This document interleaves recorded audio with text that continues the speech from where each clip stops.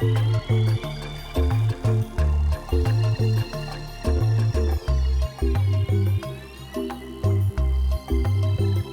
friends, I'm Cammie. And I'm Liam.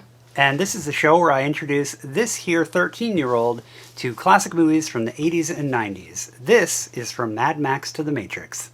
So, this week, what did we watch this week? We watched The Empire Strikes Back and The Blues Brothers. Alright, so we have our star rating system that we do for every movie. 1 star is hated it, 2 stars is didn't like it, 3 stars is liked it, 4 stars is really liked it, and 5 stars is loved it. How would you rate Empire Strikes Back? Probably a 4. 4? Okay, that's valid. Do you remember enough about the first one to be able to compare the two? Not really. Not really. I like this one a lot more, personally. I think the first one's kind of boring.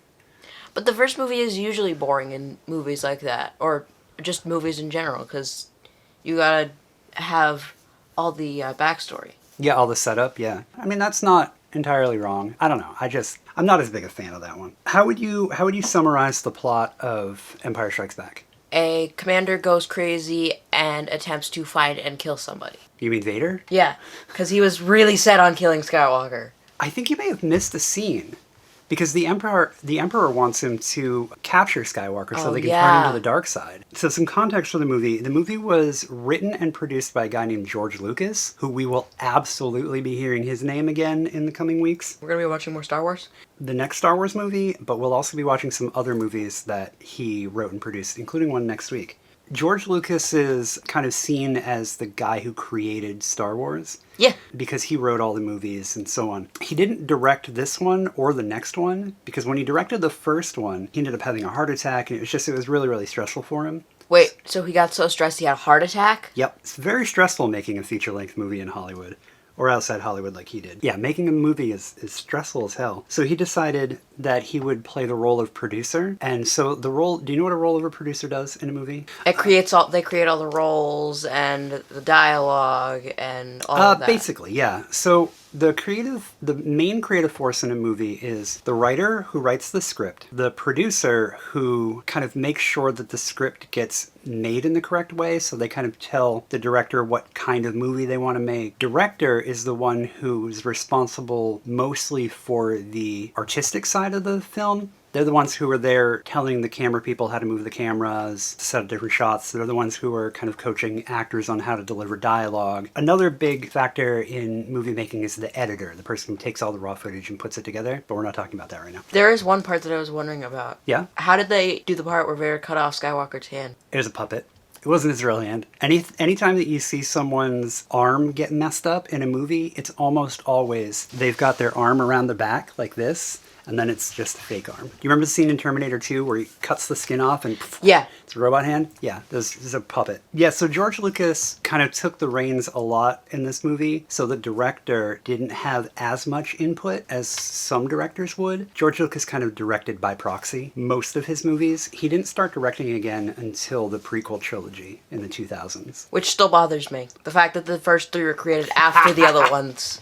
Yes, when the first movie was made, it was originally released just as the Star Wars. He originally wrote 9 movies, or he had kind of an outline for 9 different movies, but he also knew, as someone who had only made a couple of movies in Hollywood, there's no way in hell he was going to be able to make 9 movies all at once. So he kind of took the middle part, the part about Luke and Leia and Han and the rebellion and all that, and made those movies first. And then after a while, he went back and made the first 3, and then he ended up scrapping the last 3 and not making them. Why? I think he just kind of felt like the story had been told. That like stuff after that would have been kind of unnecessary, because the whole thing ends up kind of being the story of Darth Vader and Anakin Skywalker. That's mostly what the prequels are about. Last week we watched the Muppet movie. You remember watching that one? I'm sure. And we talked about the guy who wrote and directed it. Jim Henson was also responsible for doing all the puppet work in this. Makes sense. Jim Henson Studios did Yoda. Oh yeah. We'll see a lot more of their work in the next one too, because they do Jabba the Hutt and stuff. Did you recognize the voice of Yoda? The voice of Yoda was done by a guy named Frank Oz, who we talked a little bit about last week. Yeah, he was Chamberlain from the Dark Crystal. He was, yep. He also did Miss Piggy, because Henson also did Dark Crystal and Labyrinth. He did Miss Piggy, and I think he also did Fozzie, I think. We'll mention Frank Oz again before the end of this particular episode. After the success of the Muppet movie, we talked about the artistry of that movie and how they could have just been lazy and done like some puppets. Yeah, they didn't. No, they didn't. And because they did that, through the 80s, they made a lot of movies. They did puppet and creature work for a lot of movies. Mark Hamill, the guy who played Luke Skywalker, shortly before they made the movie, he got into a motorcycle accident and just messed up his face really bad. That's why they had the scene right at the beginning where he gets attacked by the Wampa, the snow monster, and gets whacked across the face, and he's got all those big scars on his face. That's what a Wampa is. Yeah, the Wampa's the abominable snowman looking thing. But that's why they did that, is so that Luke Skywalker's face was messed up. So that way they didn't have to change who did it. Yeah, pretty much. That scene also does a good job of showing him trying to use the Force and how he doesn't have that great a control over it. He was able to do it. Yeah. Do you have any questions for me about the movie? Oh, you already asked me the one about how they did the hand. Do you have anything else? When Darth Vader was talking to the Emperor, was that like CGI or... Little of both. Star Wars movies have been changed and tweaked and altered a lot over the decades. So that particular bit was CGI. It was added in the mid-2000s. Originally, it was, I believe it was probably just a rotoscoping, which a rotoscope is... Now we use green screens. Before green screens was blue screens, and before that was rotoscoping, which it did a lot of. It basically just cuts out parts of the frame and plops in other footage. But it was a completely different actor, different voice, everything. Originally, back in 1980. Then the person who played the Emperor in the third movie, in Return of the Jedi, also played the Emperor in the prequel trilogy. While the prequel trilogy was being made, they took that same actor and put him into Empire Strikes Back. That would be the same guy. Yep. That was what we saw yesterday was CGI. Do you have any other questions? No. No? I have some questions for you now. What genre would you say this movie is? Would you say it was sci-fi, fantasy, horror? Sci-fi. Sci-fi? Definitely sci-fi. Definitely sci-fi? I would disagree with you, just like I did last week about Alien. I would say it was more of a fantasy movie that just happens to take place in space. There's magic, there's... creatures. There's mystical knights, yeah, there's monsters. The last movie had a full-on dungeon crawl, D&D style dungeon crawl, at the Death Star. Oh, yeah. Yeah, because most of the first movie was Han, Luke, Chewie, the droids, and Obi-Wan have to go to the Death Star and rescue Leia. But yeah, I would argue that it was almost more of a fantasy movie. And there's the big evil sorcerer that they're facing off against. And I'm still amazed that he was able to do that force choke. the force choke across the ship, yeah, that was crazy. Or across the fleet. Yeah, because he wasn't even on the ship. He just saw him and went... Yep, Vader is incredibly powerful. We talked briefly about it yesterday. I really enjoyed that they show him so incredibly powerful not long after showing us how Luke could like barely lift his lightsaber when it was like a few feet away. Showing that the hero is considerably weaker than the villain makes him really intimidating. How did you feel about the ending? It had kind of a downbeat ending where the Empire won at the end. What did you think of it not being a happy ending? That's the kind of ending where you know there's going to be another one. Yeah, it did what's called a cliffhanger when all the problems aren't resolved. Like Han gets captured and taken away by Boba Fett. What happens next? When the movie came out, it wasn't real common for movies at the time to have cliffhanger endings like that. Like movies now, sequel baiting is always a big thing, but it really wasn't back then. It threw off a lot of audiences back then. What did you think about the big plot twist there at the end about Vader and Luke? I already knew about it, so it wasn't as plot twisting. Yeah, we did realize halfway through watching it that I had already shown it to you. Yeah, but even then, I already knew about that because I got a spoiler. The movie is 40 years old and is one of the most famous plot twists in movie history. So people at the time were really, really shocked by it, but you weren't because you already knew it was going to happen, which I think is really interesting, seeing how your generation kind of views these movies that are so old. And speaking of that, how would you say it aged? Do you feel like it aged well? Yeah. Okay. What throws me about that movie and asking that question is because it's been changed and altered so much, it's almost not quite like the movie that came out 40 years ago. It's more like a movie that came out 10 or 15 years ago. So all the movies were altered in the mid-90s for special editions, and then they were altered again in the mid-2000s to like do things like add the Emperor in. They fixed a bunch of the special effects. They added extra ships for the space battle scenes. So they just made the movies a bit different. I was also, like, they used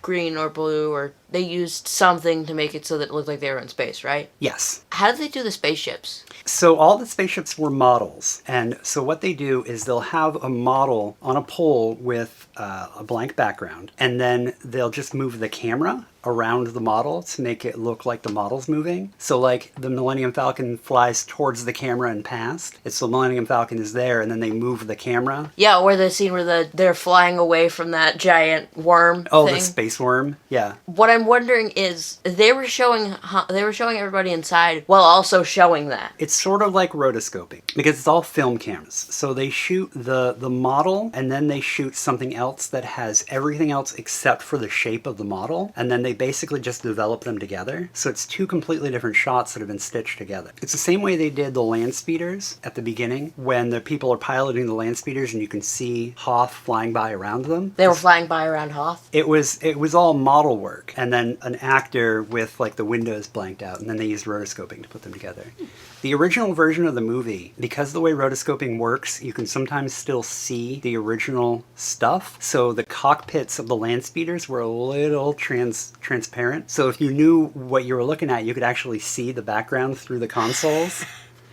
That's one of the things they fixed in the special edition with CGI. What would you say the theme and the meaning of the movie is? Because we talked about metatextual context before. How would you read this movie? Like, what is it about? What is it telling us as an audience? I don't know. And that is a perfectly good answer. This is one of those movies that doesn't really seem to try to have a bigger meaning. I would say the movie is a bit about kind of the struggle between good and evil, because like the Empire and Vader and stuff are obviously the bad guys. He's this big 7-foot tall person in like black armor who's choking people from across the galaxy. And then there's obviously the good guys. Leia's literally wearing a white outfit like some proud knight. But the movie also shows us that Luke is kind of struggling whether he's a good guy or a bad guy. He's really impatient with Yoda. He doesn't really listen to him. He abandons his training.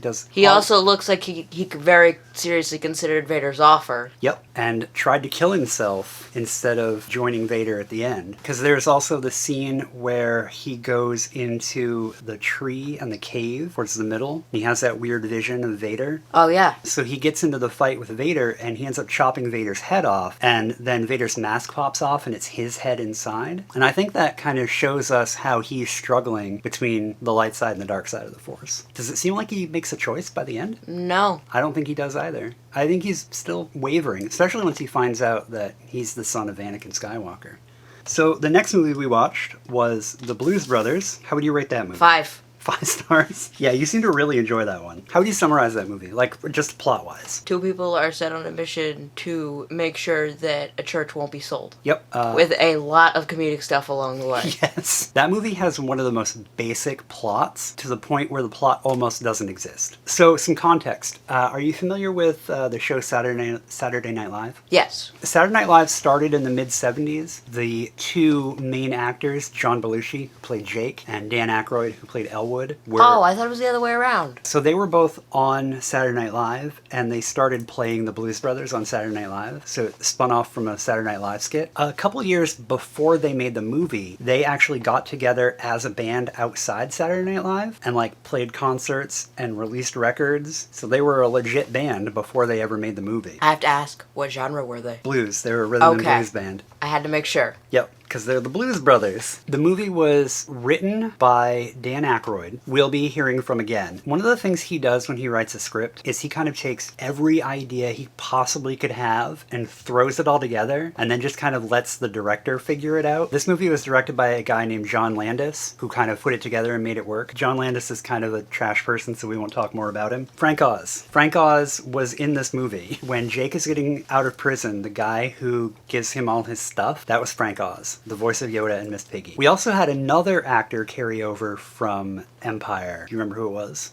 It was Carrie Fisher, the woman who played Leia, also played Jake's ex-girlfriend. Oh, yeah. Yeah, same person. Jake's murderous ex-girlfriend. Yes, for good reason, we find out. But still, Yeah. Do you have any questions for me about that movie? In the tunnel, when she's trying to shoot them, did they use a real gun? Movies back then used to mostly use real guns. Movies now don't so much anymore. But what they do is they don't use real bullets. They have what are called blanks, which are... Yeah, but I know blinks are, but how did it make, like, indents in the terrain? They would have little explosive charges called squibs in all the tiles that they just set off remotely. So it'll go poof, poof, poof. You get tiles and concrete so it flying would look around. like she shot it. Yep. Anytime you see, like, when someone gets shot in a movie and you see blood spraying out, that's also a squib, where they just have a little explosive charge and a whole bunch of, like, fake blood, and then it sprays out all over the place. So that's how they did that part. Anything else? Yeah, what about when they're driving on the bridge and they knock all the Nazis off into the water? Like, how did they shoot that? Yeah. They just had a bunch of people jump off a bridge.